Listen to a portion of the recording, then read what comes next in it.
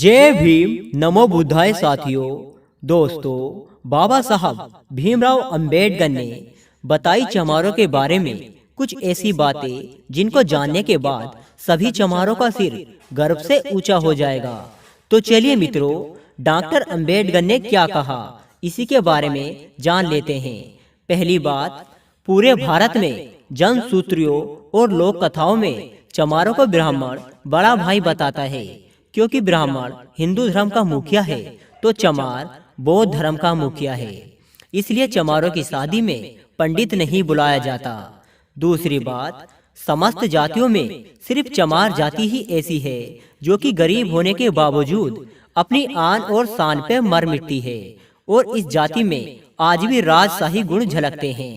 तीसरी बात, चमारों का घर गांव के बाहर अक्सर होता है, क्योंकि चमार गांव के राजा होते थे।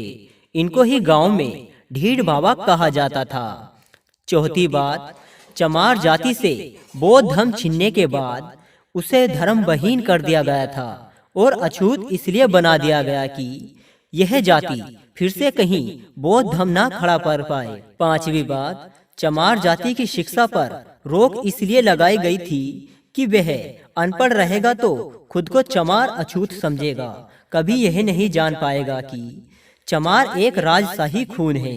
इसलिए चमारों की शिक्षा पर रोक लगाई गई थी कि चमार शिक्षा पाएगा तो फिर से बौद्ध धर्म खड़ा कर देगा। छठी बात, चमार खुद को इसलिए चमार कहलाना पसंद नहीं करते क्योंकि चमार इनका नाम ही नहीं है। इनका नाम तो सूर्यवंशी क्षत्रिय था। इसलिए चमार आज भी खुद को चमार कहने पर भड़क जाते हैं और लड़ाइयाँ हो जाती हैं।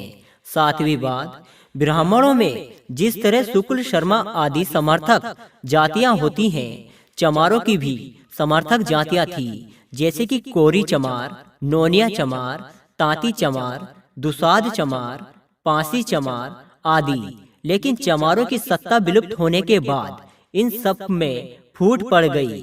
आठवीं बात, चंद्रगुप्त मौर्य भी चमार थे, लेकिन गोरे और सुंदर थे, जबकि चाणक्य ब्राह्मण थे और काला इसलिए कहावत बन गई थी कि काला भवन गोरा चमार। नवीं बात, जो भी जातियां आर्य नहीं थी तो चमार कहलाती थी, और ऐसा आज भी है, चाहे मौर्य हो या नोनिया या दुसाद या अन्य शूद्र ब्राह्मण, सबको चमार ही कहता है। 10वीं बात, रामायण में और कुमराली भट्ट की किताबों में बुद्ध को शूद्र लिखा गया है, और रियल में भी चमार को ही मुख्य शूद्र माना गया है।